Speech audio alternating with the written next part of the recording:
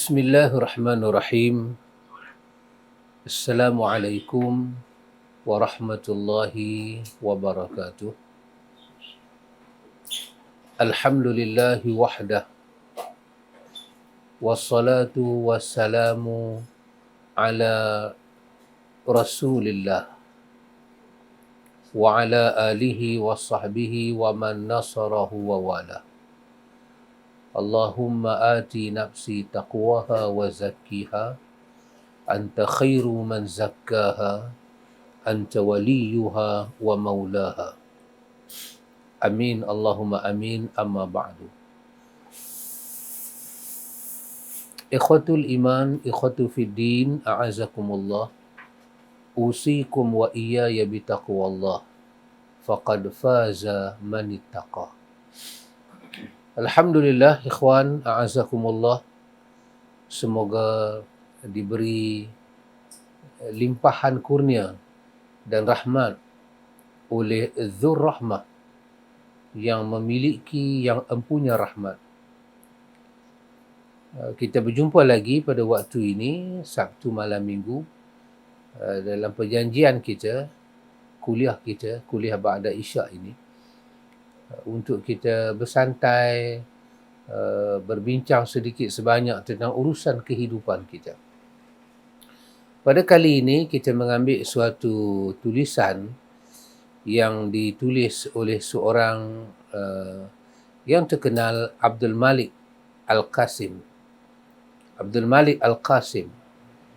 Ada sesuatu yang menarik dia tulis kepada kita, iaitu tentang arba'una qa'idatun fi hilli musyakili, iaitu tentang Abdul Malik Al-Qasim. Dia meletakkan arba'una qa'idah.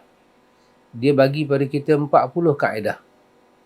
40 kaedah untuk kita selesaikan masalah kita. Ataupun boleh dikatakan fi hilli masyakili, untuk kita ubah dengan 40 kaedah dia bagi ini. Kita ambil ini sebagai suatu kaedah untuk ubah setiap musibah bertukar menjadi anugerah. Sangat menarik tulisan dia, tapi saya tambah sedikit. Saya menyatakan bahawa 40 kaedah ataupun 40 bekal kaedah untuk wanita. Buku ni tak ada kena-mengena pun dengan nama wanita dan tak ada satu pun kaitan dengan nama wanita. Tapi saja saya fokus perbincangan ini untuk ukhti kita. Kaedah-kaedah yang kita boleh ambil, yang kita boleh lihat bagaimana suatu musibah untuk kita tukar dia menjadi suatu anugerah. Musibah, apa perkataan lain kita boleh pakai, ujian Allah Ta'ala dalam hidup.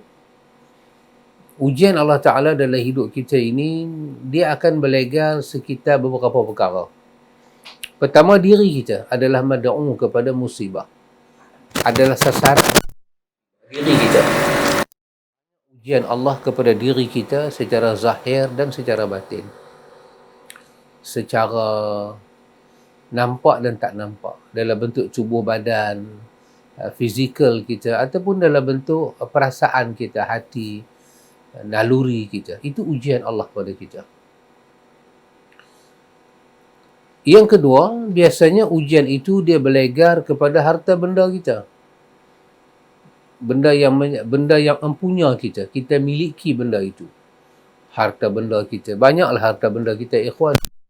Perak, rumah, kenderaan, tanah, ladang, sawah, kenderaan kita. Ini semua adalah harta. Dan ujian akan datang sekitar itu. Artinya ekonomi hidup kita akan diuji oleh Allah Ta'ala. Sumber pendapatan kita, karier kita. Yang ketiga, ujian dalam hidup ini, dia berlegar sekitar kehormatan diri kita. Maruah kita. Dia mencabar pendirian kita, prinsip kita. Sampai kepada peringkat muru'ah kita. Ujian kadang-kadang sampai pada peringkat tergadai muru'ah, dan ujian menguji muru'ah, harga diri kita. Kadang-kadang ujian datang dalam bentuk perkara yang keempat, ujian datang dalam bentuk keluarga kita. Keluarga kita diuji, bukan kita, keluarga kita diuji. Maka dia pun menyentuh perasaan kita, harta benda kita, maruah kita juga sedikit sebanyak. Dan kadang-kadang ujian itu datang dalam bentuk yang kelima. Dia menimpa bukan keluarga kita, tetapi orang yang kita sayang. Ataupun suasana yang kita sayang, tempat yang kita sayang. Maka dia menyentuh ujian. Ikhwan, hidup ini sememangnya begitu. Walanabluwannakum bisyai'in minal khawf. Akan disentuh kita, akan diuji kita dengan ujian, akan disentuh kepada kita ujian. Allah kata bisyai'in, bisyai', sikit. Sikit. Allah akan sentuh hidup kita, perasaan kita, hati kita. Sikit. Maka Allah mula menyebut apa yang dia akan sentuh. Bisyai'in minal khawfi wal ju' wa naqsim minal amwali wal anfusi was samarat. Dia akan sentuh jiwa kita. Al-khawf. Khawf menyentuh roh kita, perasaan kita, hati kita, jiwa kita.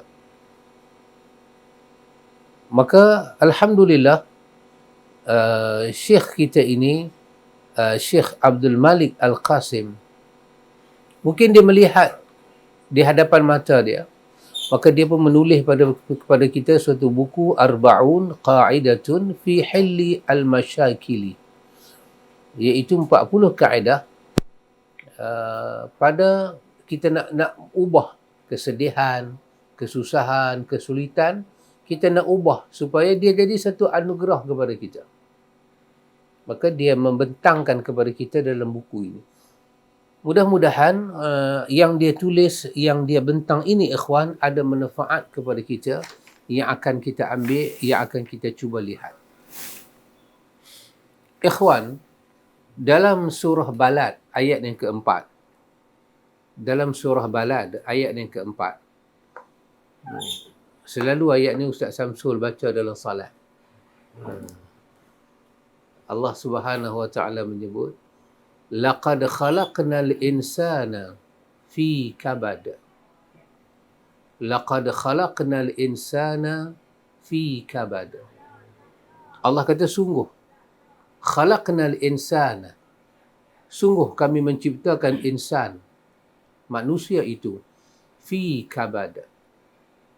Masa kami cipta manusia, fi kabad, suasana yang menyeliputi kejadian manusia itu kabad, susah, payah, sulit. Fi kabad, dia di dalam kesusahan, dia struggle dunia dan akhirat.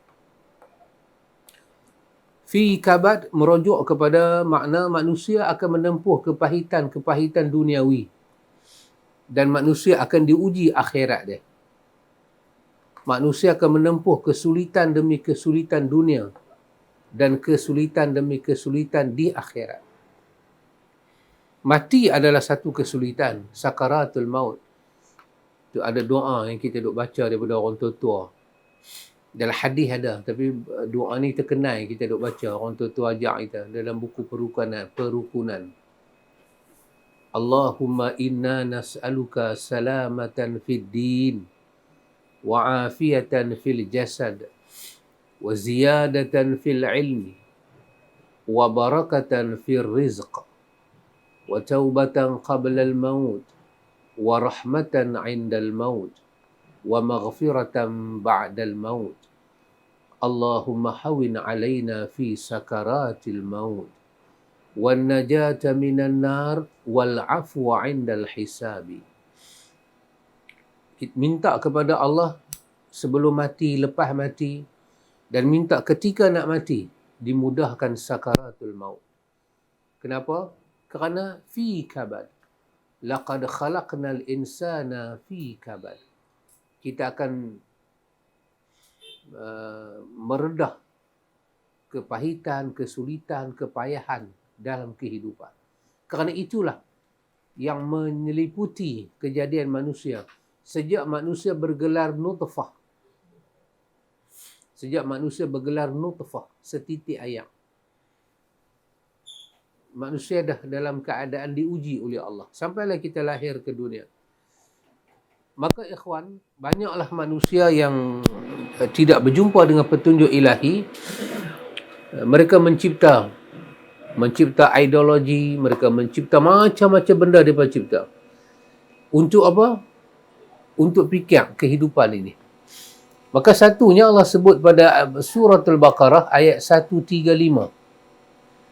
Dalam surah Al-Baqarah 135 Allah sebut. Allah guna perkataan waqalu kunu hudan aw nasara tahtadu. Allah kata, depa kata, Yahudi kata, Nasara kata. Dia berkata kunu hudan aw nasara. Dia berkata jadilah kamu Yahudi, jadilah kamu Nasara, tahtadu. Tengok perkataan dia, tahtadu. Jangan jadi orang Islam. Jangan jadi orang beriman pada Allah. Jadi Yahudi tak apa. Jadi Nasara tak apa. Untuk apa? Tahtadu. Untuk mendapat petunjuk dalam hidup. Bila kita susah, macam mana nak keluar daripada susah? Keluar daripada susah itu petunjuk. Macam mana kita nak settle problem kita? Maka Islam tak boleh settle. Tapi kalau kamu jadi Yahudi atau kamu jadi Nasara, tahtadu. Kamu akan mendapat banyak petunjuk dalam hidup ini. Maka Allah jawab. Allah kata, Qul bal millata Ibrahim hanifa. Allah kata, tak kot. Bukan macam tu kot. Allah kata, bukan lagu tu kot. Tak kot. Bahkan kata Allah, millata Ibrahim hanifa. Millah, agama Ibrahim lah agama yang hanifah, yang condong kepada hidayah, kepada petunjuk. Wa ma kana minal musyrikin. Kalau Ibrahim itu milah dia dikatakan milah yang hanif, satu benda aku nak bagi tahu pada hangpa. Allah kata Ibrahim dia bukan seorang daripada orang yang sekutukan Allah. Yang sekutukan Allah ini Yahudi. Mereka kata Uzair ibnullah. Yang kata yang sekutukan Allah ini Nasara. Mereka kata Allah itu salis, Allah itu satu daripada yang tiga. Ibrahim tak kata demikian. Ibrahim membawa milah Ibrahim adalah milah yang hanif. Maka kamu kena tahu, Ibrahim bukan Yahudi, Ibrahim bukan Nasara. Wa ma kana minal musyrikin. Namun Ibrahim telah melepasi kesemua masalah dia. Dalam ayat wa idz ibtala Ibrahim rabbuhu bikalimatin fa atammahun. Ibrahim telah melepasi kesemua ujian. Ibrahim seorang daripada anbiya dan seorang daripada rasul. Dia bukan Yahudi dan dia bukan Nasara. Ibrahim telah melepasi kesemua ujian. Daripada dia kecil, dia dibuang oleh keluarga dia, sampailah dia mencari Tuhan, sampailah dia diangkat dengan risalah tauhid, sampailah kisah dia dengan anak dia, terpisah dengan anak, jumpa balik anak, disuruh perintah korban anak, berhadapan dengan pemerintah, dibalin masuk ke dalam api, disuruh bangunkan Kaabah, tinggal pula anak dia, melakukan ibadat haji. Keseluruh perintah itu Ibrahim telah pun melaksanakan dan Ibrahim telah berjumpa jalan keluar. Artinya, untuk selesai masalah kita, bukanlah dengan menjadikan diri kita seorang Yahudi, bukanlah menjadikan diri kita seorang Nasara, tapi menjadikan diri kita seorang berjiwa hanif seperti Ibrahim. Maka bagaimana kita nak mendapat jiwa yang hanif? Maka penulis kita ini, Syekh Abdul Malik Al-Qasim, dia menulis kepada kita ini tentang arba'un qa'idah. Arba'una qa'idah fi hilli al-masyakili. Mari dia kata kita cuba berinteraksi dengan perkara-perkara yang ada dalam agama ini. Semoga benda itu boleh mengubah keadaan suasana kita, menjadikan musibah yang kita miliki itu bertukar menjadi suatu anugerah Allah. Ikhwan, a'azakumullah, satu perkara penting kita kena hadam sebagai orang Islam bahawa hidup di dunia ni tak kekal. Kita ada kehidupan akhirat. Kerana itu, apa sahaja masalah kita dalam dunia, kita kena merenung sampai akhirat. Kalau kita tak renung sampai akhirat, jiwa kita tak akan tenteram. Kerana itu, satu sebab kenapa orang terkena hasad, dengki, dan dia tak boleh rawat hasad dengki dia. Kerana dia tak membawa mata hati dia melihat akhirat. Pembalasan Qadi Rabbul Jalil di hari akhirat. Dalam doa yang masyhur, kata Anas bin Malik, bila Nabi baca doa apa pun, Nabi tak akan tinggal doa ini.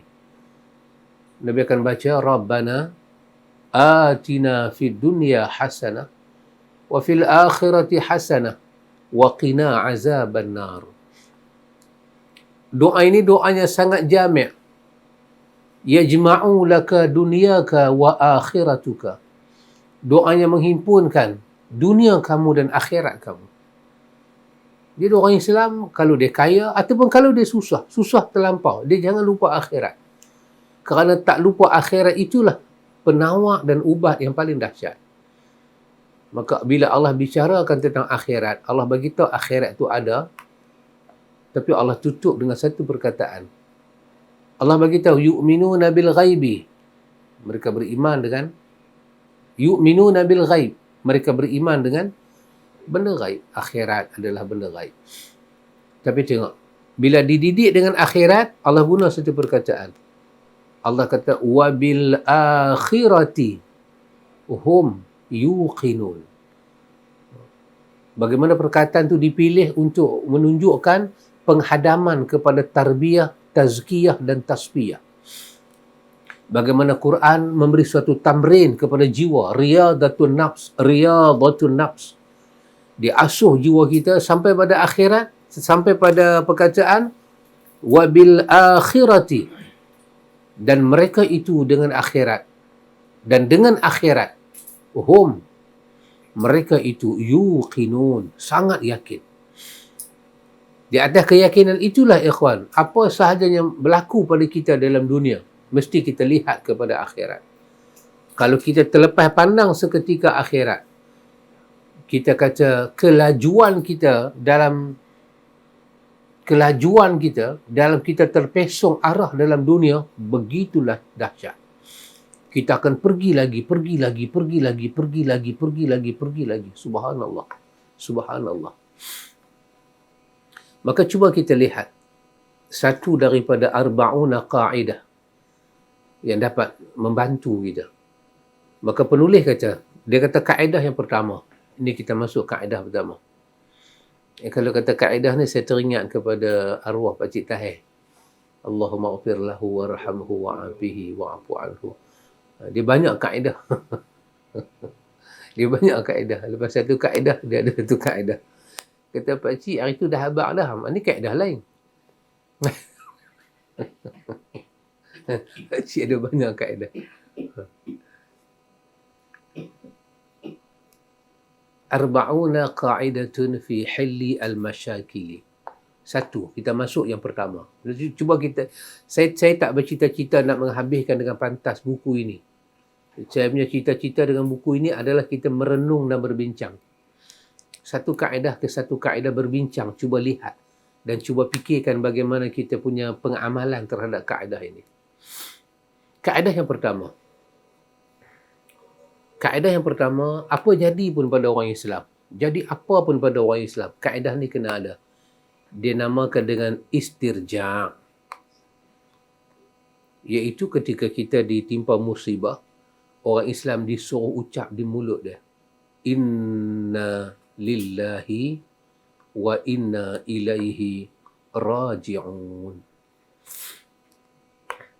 Yang kalau kita nak bubuh makna, saya rasa kesemua kita tahu makna. Laki-laki pun tahu makna, perempuan pun tahu makna. Kesemua kita tahu makna. Cuma, apakah yang kita nak ambil daripada ini, ikhwan? iaitu muatan kepada ayat ini. Muatan pada ayat ini memang Allah sebut daripada awal tentang walanabluwannakum bisyai'in minal khawfi wal ju' wa naqsim minal amwali wal anfusi was samarat wa basyiris sabirin alladzina idza asabatuhum musibatun qalu inna lillahi wa inna ilaihi raji'un. Apakah muatan dia? Dia dipanggil kalimah istirja', bermakna kalimah itu kita ucap, kita membawa diri kita kembali pada Allah. Inna lillahi, sesungguhnya semua kita tanpa miss seorang pun, lillahi, bagi Allah. Daripada kita tak ada kepada kita ada, Allah buat kita. Hal ata 'alal insan hinum minad dahri lam yakun syai'an madhkura. Takkah pernah datang kepada manusia satu dahr, satu masa, satu keadaan. Masa tu apa dia? Siapa pun tak pernah sebut tentang wujudnya kita. Masa mak kita belum kahwin dengan pak kita, kita tak ada. Masa mak kita kecil lagi, pak kita kecil lagi, kita tak ada. Tidakkah berlalu kepada kamu masa itu? Maka kemudian Allah yang mencipta kamu dalam bentuk amsyaj, nabtalihi faja'alnahu sami'an basira. Kami cipta kamu dalam bentuk amsyaj. Kami campur antara saripati laki-laki dan saripati wanita. Kami campur. Dan kamu tercipta dalam bentuk amsyaj. Kadang-kadang orang tengok muka kita ni, orang kata muka hang macam arwah Tok hang. Amsyaj, dia mai balik DNA keturunan tu. Faja'alnahu sami'an basira. Kami bagi kepada kamu pendengaran, kami bagi kepada kamu penglihatan, dan kami bentangkan kepada kamu dua jalan, imma syakiran wa imma kafura. Jalan yang membawa kamu menjadi syukur Allah, dan jalannya kamu, kalau kamu teroka, kamu tempuh, kamu akan berjumpa akhirnya dengan kufur pada Allah. Bila kita sebut inna lillahi wa inna ilaihi raji'un, dia intipati dia bawa kita ingat. Kalau kita nak rasa frust dengan musibah ni, kena ingat kita daripada Allah. Musibah daripada Allah. Kita tak ada, Allah buat kita. Musibah tak ada, Allah cipta. Dan Allah pilih nak letak pada siapa. Wa inna ilaihi raji'un. Dan kepadanya lah, ilaihi, kepadanya lah, kepada Allah, raji'un, kita akan kembali. Maka ada dua benda di situ. Satu apa dia ikhwan? Satu ialah bahawa ayat itu bagi tahu pada kita kesemuanya daripada Allah. Kesemuanya daripada Allah. Dan yang kedua, ayat itu bagi tahu pada kita tentang kita akan kembali pada Allah. Jadi apabila kita baca ayat ni kali pertama, kita panggil ini adalah satu adab nabawi. Satu adab yang tinggi. Adabun nabawi. Adab nabawi. Adab daripada perutusan seorang nabi kepada kita. Dia bukan adab biasa ikhwan. Dia adab nabawi yang tinggi, yang azim.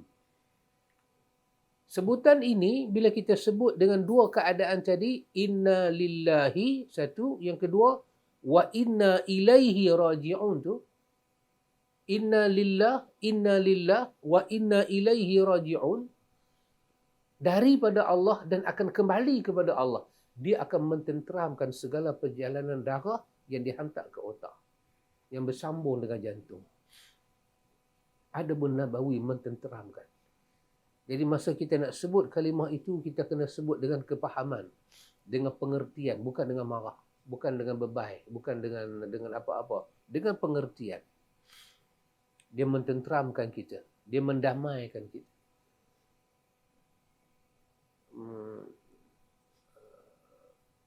Musibah itu pada pukulan yang pertama. Ketika itulah kita nak sabar. As-sabru innama sabru fi sadmatil ula. Sabar itu adalah pada pukulan yang pertama, musibahnya awal. Mata kita tengok, telinga kita dengar, perasaan kita lalui benda yang kita cukup tak suka dan kita berat. Sebut di mulut. Inna lillahi wa inna ilaihi raji'un. Seorang Muslim yang tertimpa dengan musibah sebesar ini, bila diingat kepada Adabun Nabawi, dia tak berhenti di situ. Dia membawa kita kepada satu doa yang masyhur yang disebut oleh Ummus Salamah dalam riwayat Muslim. Tengok. Pertama sebut ni dulu. Kedua, ini dalam perkara yang pertama lagi, dalam kaedah yang pertama, kita sebut ini dulu. Bila kita sebut benda ini, sebut doa ini. Yang diajak Nabi kepada Ummus Salamah. Inna lillahi wa inna ilaihi raji'un. Allahumma ajurni fi musibati wa akhlif li khairan minha. Allahumma ajurni fi musibati wa akhlif li khairan minha. Tengok kaitan doa ni dengan istirja. Setelah kita kata inna lillahi wa inna ilaihi raji'un, kita kata ya Allah, berilah kepada saya ujurni, ajr, ganjaran, fi musibah. Berilah kepada saya ganjaran, pahala di atas musibah yang saya tanggung. Sebelum apa-apa lagi, ikhwan, sebelum apa-apa lagi, sebelum nak pergi serang orang ke, sebelum nak baling dokumen ke meja ke, sebelum nak tampak tangan ke meja ke, sebelum nak buat apa, yang ni dulu. Ya Allah, berilah kepada saya ganjaran di atas musibah yang menimpa saya ni. Musibah, kita tahu, perkataan musibah tu dia merujuk kepada benda yang sengsara pada perasaan. Pedih perasaan. Ya Allah, berilah kepada saya ganjaran di atas musibah ini. Wa akhlif li khairan minha. Bahagian kedua daripada doa ni menunjukkan martabat dan makam musibah berbeza. Ada musibah yang hanya menyentuh perasaan, tapi ada musibah yang menyentuh perasaan dan menyentuh tubuh badan. Dan dia boleh buat barang sekeliling kita hilang. Maka datang bahagian kedua. Wa akhlif li khairan minha.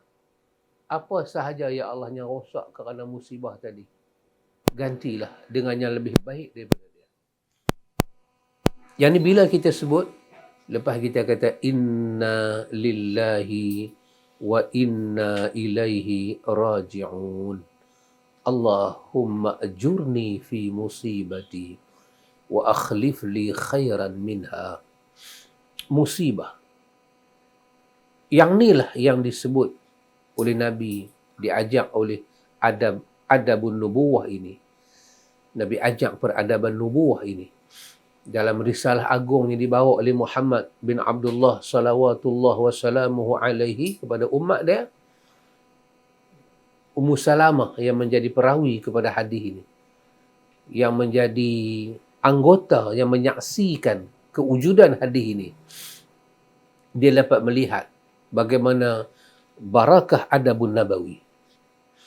Setiap perkataan yang dia ucap, yang diajak oleh Nabi dan dia amalkan dengan penuh yakin, dia tengok Allah tak pernah mensia-siakan.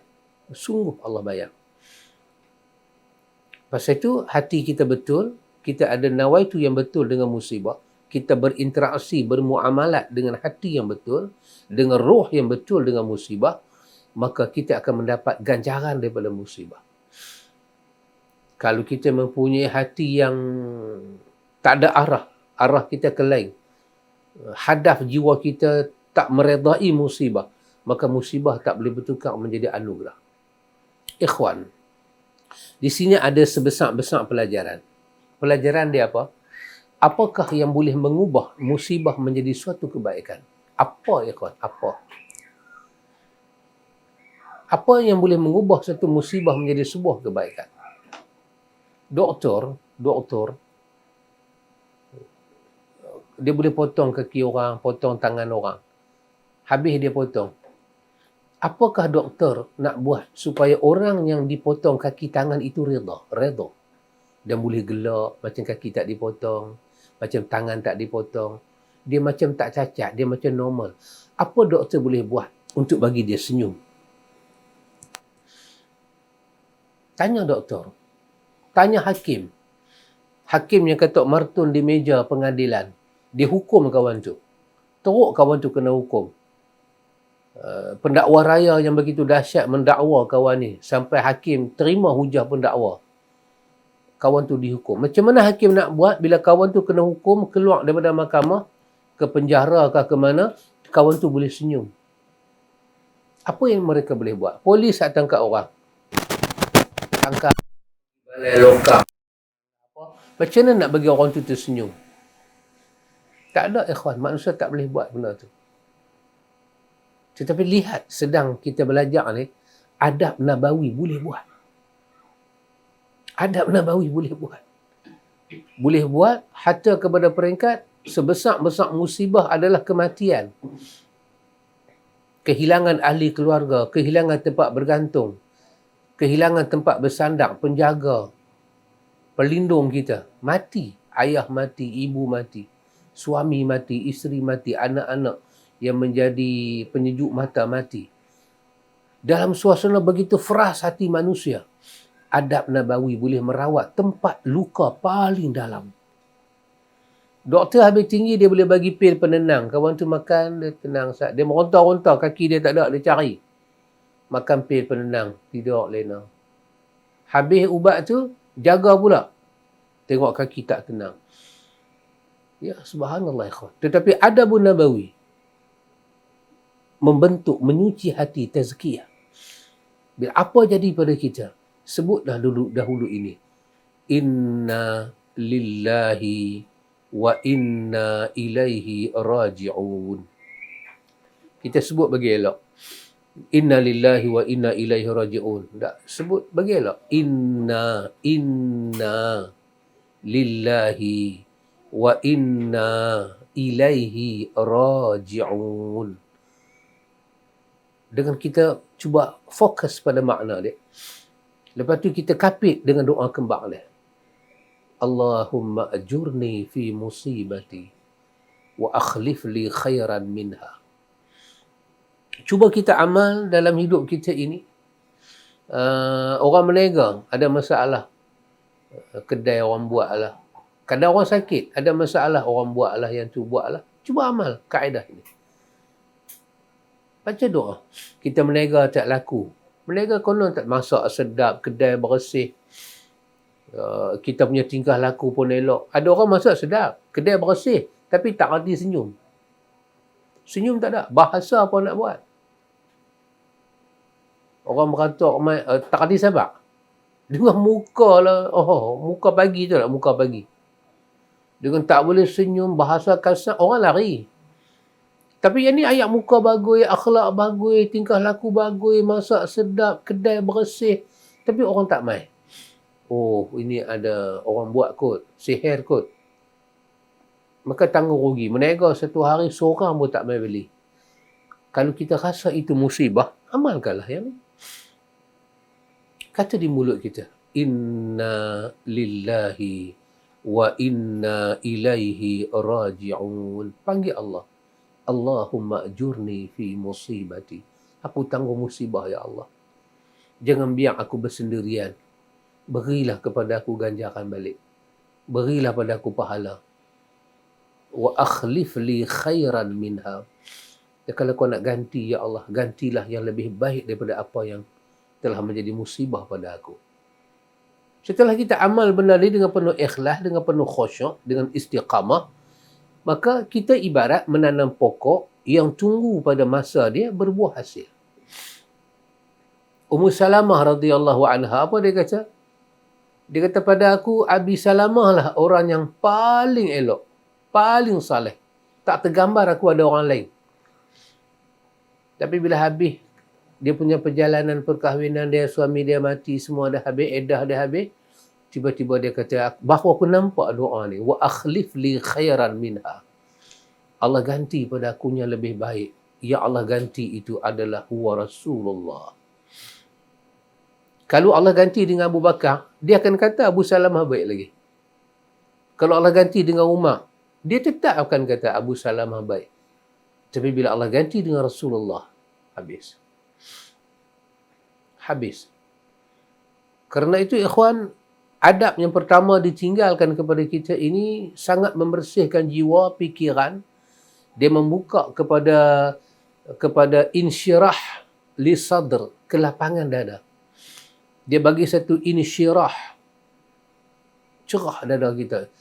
Lapang, syarah, luas dada kita. Luas. Dia bagi keluasan pada kita. Insyirah. Insyirahnya di mana? Sadr. Pada dada kita. Yang dalam dada itu ada jantung kita. Yang dalam jantung itu ada syu'ur yang latifah. Perasaan yang seni-seni. Yang halus-halus. Maka kita beramal. Daripada kita beramal dengan perkara-perkara yang tak tahu, tak tentu hala, kita kata tak tahu main ekor kepala tak mana. Orang kata bacalah zikir ni, tak perlu. Terus kita dengan Tuhan. Kita meminta Allah Ta'ala memberi ganjaran pada kita. Bawa hati kita kepada Allah Jalla wa'ala. Dan ini ikhwan, cuba kita renung, kita ambil masa, kita renung. Senang ke nak buat? Dia benda kecil saja, macam simple. Tapi nak buat guna. Macam mana kita nak buat? Kita menyerahkan kepada Allah Ta'ala urusan kita dan minta Allah bertindak mengubah urusan. Beri kepada kita ganjaran, itu urusan Allah. Dan ganti balik kerosakan itu pun urusan Allah. Yang siapa tak boleh ganti. Kenapa kita minta ini pada Allah? Kerana inna lillahi wa inna ilaihi raji'un. Kita dari Allah dan kita kepada Allah. Bukan saja kita, alam ini, Allah lah Rabb dia. Kita terus minta pada Allah. Kita sakit ke, kita susah ke, jatuh motor ke, kecurian ke, apa sekalipun musibah demi musibah, minta urusan Allah. Ikhwan, bila hati ini banyak berurusan dengan Allah, bermuamalat dengan Allah, kita akan dapat hati yang iklim dia lain. Perasaan kita lain, aliran darah kita lain. Kita berurusan dengan Rabb yang bersifat dengan Malik. Dia adalah Al-Mudabbir. Dia adalah Sayyid kita. Dia pengurus kita. Dia pemilik kita. Dia penjaga kita. Dia adalah Hafiz kita. Wallahu khairul hafizin. Allah adalah sebaik-baik pelindung, penjaga, pengawal kita. Pohon pada Allah. Pohon benar-benar pada Allah. Ucaplah kalimah ni dengan kalimah yang benar. Kita akan dapat rasa. Kita sakit macam orang lain juga. Bukan kata kerana kita baca ni dandan jadi kebal. Dah, sakit lagu tu juga. Tetapi jiwa kita ada insyirah, kelapangan. Hati kita ada itmi'nan, ketenangan. Darah kita itu yajri. Yang Nabi sebut darah tu sifat dia lari. Lari ni sifat apa ikhwan? Laju dan pantas. Darah tu laju. Maka Nabi kata, yajri, ketika darah itu dia berlari dalam badan kita, dia berlari dengan aliran dia. Dia tak pecut lebih dan dia tak slow. Kita tak tanggung musibah. Ya subhanallah ikhwan. Itu yang pertama. Kata Syekh Abdul Malik Al-Qasim, itu yang pertama. Dan kekalkanlah benda ni. Ini sebesar-besar benda. Ini dikatakan muqaddimah, bidayah, permulaan kepada seorang Muslim nak berinteraksi dengan hidup. Ikhwan, sebelum anak kita keluar daripada rumah, dia nak pergi bekerja tak mana-mana, dia nak berhidup sungguh, bekalkan benda ni kat dia. Sebab nanti sesuatu jadi pada dia dalam perjalanan, dia pergi, dia balik, dia menumpang negeri orang, bekerja tempat orang, berkawan dengan orang kita tak kenal, dia akan berjumpa dengan semua benda ni yang memerlukan dia kata benda ni sebagai Muslim. Dan kadang-kadang anak orang Islam tak boleh kata benda ni dan dia tak tahu ada petunjuk nubuah, ada adab nabawi macam ni. Ini semuanya daripada Nabi SAW. Sampaikan pada anak kita. Sampaikan. Dan kita akan hilang kemarahan kita tu, akan reda. Anak kita balik kerja penat-penat, isteri kata, abang tengok, duduk berkelai 2 ekor. Kita masuk tengok katil patah, cermin pecah. penat. Tu nak kena beli balik duit kita. Bukan kita boleh pergi beli kedai perabot lagu tu aja. Sebelum kita nak marah, kata sepatah, inna lillahi wa inna ilaihi raji'un. Kata jangan sembunyi-sembunyi, biar anak dengar. Supaya menjadi pendidikan pada dia. Lepas tu kata, Allahumma ajurni fi musibati wa akhlif li khairan minha. Lepas tu barulah kita cakap. Nescaya Allah akan bimbing kita punya emosi, perasaan, percakapan kita di atas adab. Kita tak maki anak-anak. Kita tak laknat anak-anak. Kita tak sumpah seranah anak-anak. Kita akan bagi nasihat di atas kalimah nasihat. Allah jaga kita, ikhwan. Betul lah Nabi pesan pada Abdullah bin Abbas. Ihfazillah, yahfazka. Jaga Allah. Allah jaga engkau. Tajidhu amamak. Ihfazillah, tajidhu amamak. Kau jaga Allah, kau akan dapati Allah sentiasa di depan kau. Allah jaga kita balik. Lisan kita, perkataan kita, tindakan kita, semua Allah jaga. Allah tak benarkan kita arah selain daripada dia. Dia tak benarkan kita jatuh kepada syirik ataupun kita jatuh pada dunia. Dia benarkan kita berjalan di atas dia. So orang nanti heran, hang ni macam tu punya musibah pun hang tak, hang steady lah nampak hang. Hang tak mengamuk. Kita boleh kata inna lillahi wa inna ilaihi raji'un. Kalau rosaklah dunia, akhirat masih ada. Kalau rugilah aku di dunia, akhirat masih ada. Itu dia nanti balik dengan tajuk yang kita akan baca nanti tentang afatul lisan. Musibah, Allah dah bercadang lah nak khazanahkan kepada kita khazanah akhirat. Khazanah ni bermakna kekayaan akhirat Allah nak bagi.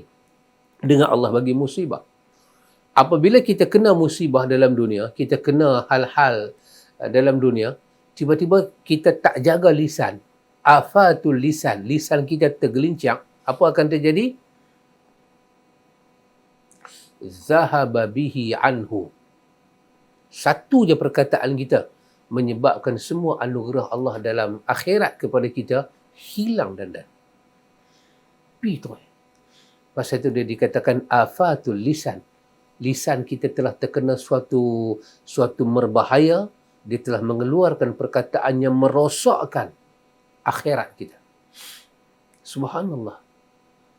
Jadi kerana itu pendidikan ini besar, ikhwan. Tak payah tunggu orang mati, musibah. Ajak anak-anak kita sebut dan hayati. Inna lillahi wa inna ilaihi raji'un. Allahumma ajurni fi musibati wa akhlif li khairan minha. Ajak. Bila mak sebut, bapa sebut, dia automatik. Satu keluarga boleh sebut. Dia tak payah pergi pelekat doa ni dalam dinding. Bila kita duk rajin sebut, kita dengar satu benda lain, ataupun kita dengar sahabat kita ditimpa musibah, kita baca inna lillahi wa inna ilaihi raji'un, kita kata Allahumma ajurhu fi musibatahu wa akhlif lahu khairan minha. Ya Allah, berilah ganjaran pada dia di atas musibah yang kena pada dia. Ya Allah, gantikanlah yang lebih baik kepada dia. Boleh kita buat lagu tu. Kalau musibah tu bukan kita kena. Kita ambil amalan ni. Amalan ni. Tapi kalau kita tak hidupkan amalan ni dalam diri kita, pasangan kita, keluarga kita, suatu komuniti yang kecil, keluarga kita, maka dia tak tersebar. Tak tersebar. Bila kita kena satu musibah, dia keluar. Lakar betul. Oh, tak guna betul. Oh, dia ni dia keluar. So, orang Penang ada banyak dictionary. Banyak. Dia automatik lagu tu. Kalau sunnah tak duduk di atas, yang bukan sunnah kan akan ambil alih. Itu yang pertama, ikhwan. Yang kedua, kita cuba baca dua. Tak usah baca banyak-banyak. Memang tak cadang pun nak baca banyak. Dua. Kita ambil dua. Yang kedua apa dia? Yang kedua, kata penulis kita ini, Syekh Abdul Malik Al-Qasim, dia kata kaedah yang kedua yang kita ambil adalah kaedah yang ambil daripada hadis riwayat daripada Aisyah dalam riwayat Muslim. Iaitu Nabi SAW kata pada Aisyah radhiyallahu anha, Nabi kata, alaiki birrifqi wa iyyaki wal unfa wal fuhsha fa inna rifqa la yakunu fi syai'in illa zana wa la yunza'u min syai'in illa syana. Nabi kata pada Aisyah, Nabi kata alaiki birrifqi. Nabi kata, Aisyah, bersikap lemah lembutlah engkau. Yang penulis, dia guna perkataan yang kedua, dia kata apa dia? Setelah kita amalkan yang pertama, kita bawa kaedah yang kedua, iaitu apa dia? Berfikir sejenak. Jangan terburu-buru. Berfikir sejenak, jangan terburu-buru. Kita merenung, tafakur Sat. Kita merenung. Sat, nak kata apa-apa. Tapi yang pertama tu buat dulu. Fikir Sat. Renung Sat. Jangan terburu-buru. Kenapa? Kerana dia kata, Nabi kata pada Aisyah, Nabi kata, alaiki birrifqi. Nabi kata, Aisyah, hendaklah dalam tindakan kamu ini, ar-rifqi. Lemah lembut. Dia lawan kepada sikap kasar, terburu-buru, gopoh, kalut. Nabi kata, iyyaki wal unfa wal fuhsha. Nabi kata, Aisyah, janganlah engkau, hati-hatilah engkau Aisyah daripada apa? Daripada al-unfa wal fuhsya. Daripada kasar. Daripada tindakan kasar. Dan fuhsya. Daripada keluar perkataan kalimah-kalimah yang keji. Nabi kata, fa inna rifqa la yakunu fi syai'in illa zana. Nabi kata, Aisyah, lemah lembut ni Aisyah, kalau hang bersikap dengan lunak, lemah lembut, sabar Sat, renung Sat, sebelum nak kata apa, walaupun marah tu duk mai, nanti Sat, kawai Sat, ar-rifq, lemah lembut tu Nabi kata, kalau kamu amalkan benda lemah lembut, Nabi kata, tidaklah kau akan dapati malaikat zana. Kau akan lihat suatu keindahan. Benda yang kamu buat itu zana, dia tu susun elok Aisyah. Wala yunza'u min syai'in illa syana. Nabi kata, tidaklah kalau tercabut daripada urusan itu lemah lembut, melainkan urusan itu akan jadi urusannya sangat buruk dan kalang kabut. Maka dia kata, kerana ini adalah pesan Nabi kepada ummahatul mu'minin. Suruh merenung, suruh melihat. Mungkin kita boleh kata muhasabah ke apa, Sat, sebelum kita bertindak, berkata apa-apa. Sebelum kita nak ambil keputusan apa-apa. Kita merenung Sat, duduk Sat. Kenapa? Kerana dalam perkataan kita tadi, inna lillahi wa inna ilaihi raji'un, ada mengandungi muatan kita serah kepada Allah. Dan doa kita tadi, Allahumma ajurni fi musibati wa akhlif li khairan minha. Kita minta Allah bertindak. Maka kenapa kita nak bertindak luar daripada makna doa yang kita serah pada Allah? Kalau nak minta ganti, kita minta Allah ganti. Kalau nak minta pahala, kita dah minta dah daripada Allah pahala. Maka apa yang kita tanggung kekurangan? Kalau minta pahala, akhirat ada pahala. Kalau minta ganti, bukan kata ganti di dunia saja, bahkan ganti akhirat, ganti dunia pun Tuhan akan ganti. Maka janganlah tergopoh-gapah kita mengambil tindakan. Kena sedar, kita sedang gantung pada Allah. Aku tak puas hati, hang langgar cermin motor aku sampai hengit, sampai sengit. Pecah. Hang ingat boleh beli satu telinga ke? Kalau beli kena sepasang tau tak? Hang ingat murah ke? Kalau kedai tu kedai bapak aku tak apalah. Kedai tu bukan kedai bapak aku dan bukan kedai bapak hang. Seolah-olah cara kita marah dia macam kita tak minta ganti kat Tuhan. Kita dah minta Tuhan ganti. Jadi kita nak apa terburu-buru sangat ni? Maka kita bagilah satu sikap arifq, kelembutan. Kalau dia langgar kita, dia jatuh ke jalan, kita pergi ke dia, kita tanya, hang macam mana? Hang ada luka? Kata saya okey bang.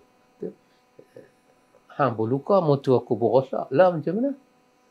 Tak apa abang, saya ganti. Kelemah lembutan kita itu menyebabkan gantian dunia didahulukan.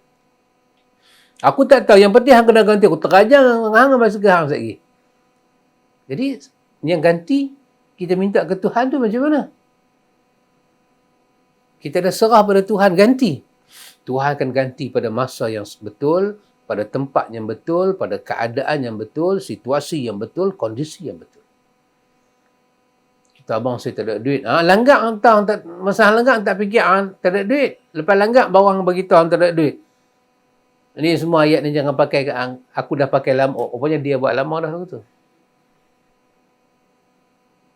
Akhirnya orang tak suka dengan kita. Kerana kita tindas orang walaupun orang tu bersalah. Malaikat tak suka dengan kita. Maka Tuhan pun tengok akhlak yang kita pamer itu bukan daripada adabun nabawi. Maka tidak adalah ma'jur di atas musibah.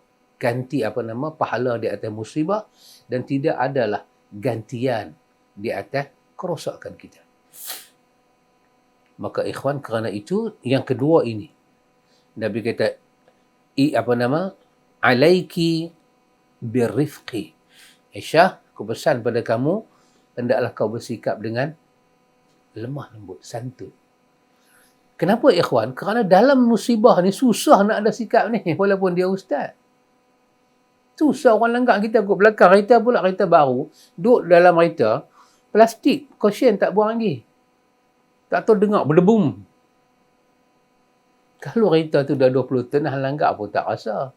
Baru keluar kedai kereta. Plastik tak buang. Allah, kita tengok-tengok duit pula. Macam mana nak stabil angin? Kita kelak-kelak, hang buta ke? Nak bahasa ada mata. Habis mata hang buta mana? Tak lutut. Ayat kita duduk pergi dah. Maruah kita sedang diuji, harta kita diuji, akhlak kita diuji, agama kita diuji, pegangan kita diuji, dunia kita diuji, akhirat kita diuji. Kesemuanya boleh haba'an mansura. Semuanya boleh jadi debu yang berterbangan. Ikhwan, kerana itu saya katakan, bila kita renung dua benda ni, senang dengar. Payah nak buat, ikhwan. Payah nak buat. Masa tu tengoklah muka kita. Cuba suruh siapa duduk sebelah kita. Jadi apa-apa hang snap gambar saya, aku nak tengok muka aku masa tu macam mana. Kita tak senyum. Kita lupa kita pergi kuliah. Kita lupa kita lah yang bagi kuliah ke orang. Kita lupa agama yang kita pegang. Sunnah semulia-mulia sunnah kita pegang. Sunnah ni mulia, ikhwan. Lain daripada sunnah ni tak mulia. Tak mulia. Ikut Nabi Muhammad ni semulia-mulia benda. Tak ikut Nabi Muhammad ni sehina-hina benda. Tak ada yang mulia di sisi Allah. Zikir cara Nabi paling mulia. Zikir cara orang lain tak mulia. Tarikat cara Nabi mulia. Tarikat pergi ikut mana sangkuriang ni semua tak mulia, ikhwan. Cuba baca ayat 31 surah Ali Imran. Cuba tengok. Kalau kita ada tafsir Ibn Kathir, cuba tengok perkataan yang Al-Hafiz Ibn Kathir guna ketika dia tafsir ayat tu. Dahsyat Ibn Kathir guna perkataan tu. Siapa-siapa yang mengaku cinta Allah, tapi tak boleh ikut cara Nabi, Ibn Kathir kata dia bohong atas cinta dia. Itu dakwaan yang bohong, kadzib. Siapa yang sayang Allah dan Rasul, tak boleh berada di atas tariqah Muhammadiyah. Jalan Nabi Muhammad, sunnah dia. Maka dia adalah seorang kadzib fi da'wahu. Dia bohong di atas dakwaan dia. Nah sekarang Allah uji kita. Harta benda kita. Macam Nabi Yusuf kan, Allah uji maruah diri dia. Aisyah diuji dengan hadisul ifki, maruah diri dia. Rasulullah diuji dengan maruah keluarga dia. Tengok di mana kemuliaan sunnah duduk. Kita boleh bermuamalah tak dengan sunnah? Kita tak tahu ujian apa yang nak melanda diri kita, ikhwan. Ujian demi ujian banyak sekali.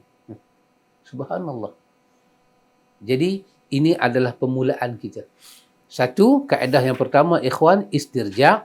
Dan kaedah yang kedua, berfikir sejenak, jangan terburu-buru. Kenapa? Ini untuk semua orang. Tapi tadi pada awal saya kata, kenapa saya tambah tajuk itu untuk wanita. Saya ingat antum boleh fikir.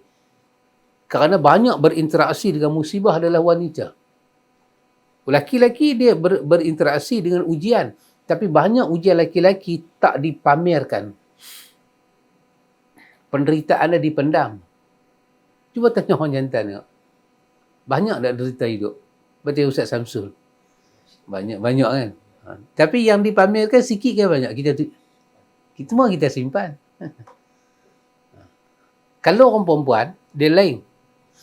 Dia akan nampak, dia akan cepat tunjuk dia dalam suasana itu. Pasal tu orang lelaki-lelaki, kalau dia cinta satu perempuan, dia tak boleh sorok. Perempuan, dia sayang pada satu lelaki-lelaki, dia boleh simpan seumur hidup. Ini Ustaz Nan lah abang saya tak tahu.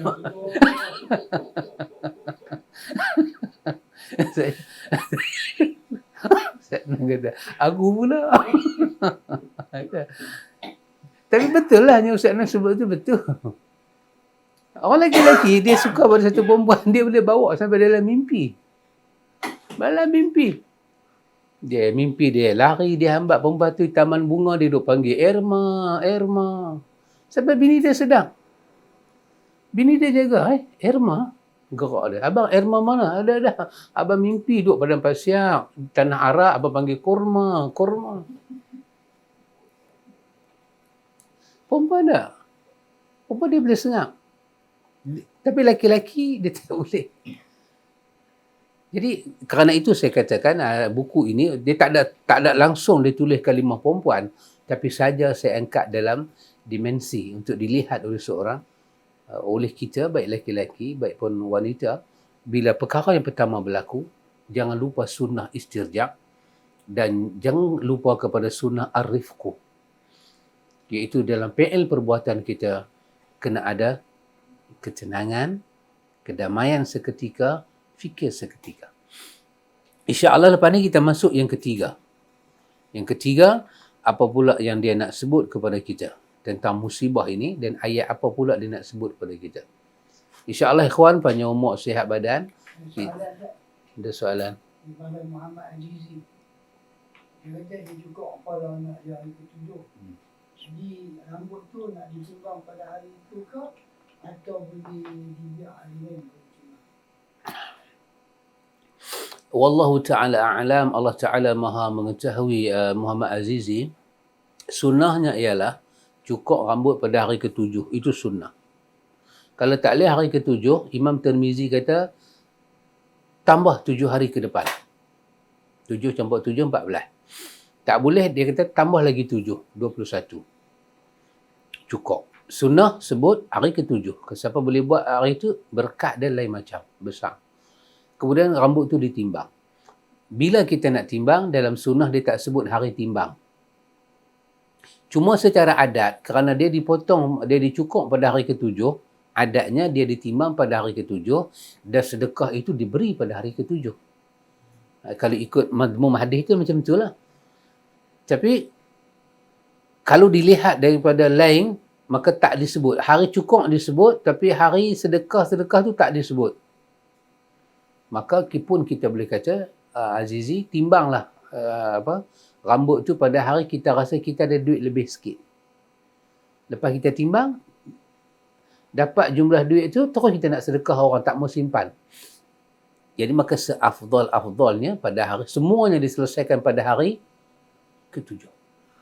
Ibn Qayyim kata, ketika itu kita akan menyaksikan, kita dapat melihat dengan nur nubuwah, nur sunnah yang nabawi ini, bagaimana syaitan menangis bila melihat darah sembelihan itu turun ke bumi, memperlihatkan betapa perkasanya anak Adam turun untuk bertarung dengan dia. Dicukur rambut anak Adam, dijamu orang makan dan disedekahkan jumlah rambut itu, ditimbang dengan kadar perak dan disedekahkan. Satu kejadian yang sangat dahsyat, menangis segala syaitan kerana melihat kemampuan anak Adam untuk bermujahadah dalam hidup. Maka itu saya katakan, bestnya pada hari ke-7 selesai semua, tak ada hutang apa. Tak boleh, timbanglah pada hari yang kita ada kemampuan. Begitu. Wallahu ta'ala. Alhamdulillah. Alhamdulillah ya kawan. Semoga Allah berkati kita semua, rahmati kita semua. Hayakumullah. Barakallahu fikum wa ila liqa'. Subhanakallahumma wa bihamdika asyhadu an la ilaha illa anta astaghfiruka wa atubu ilaih.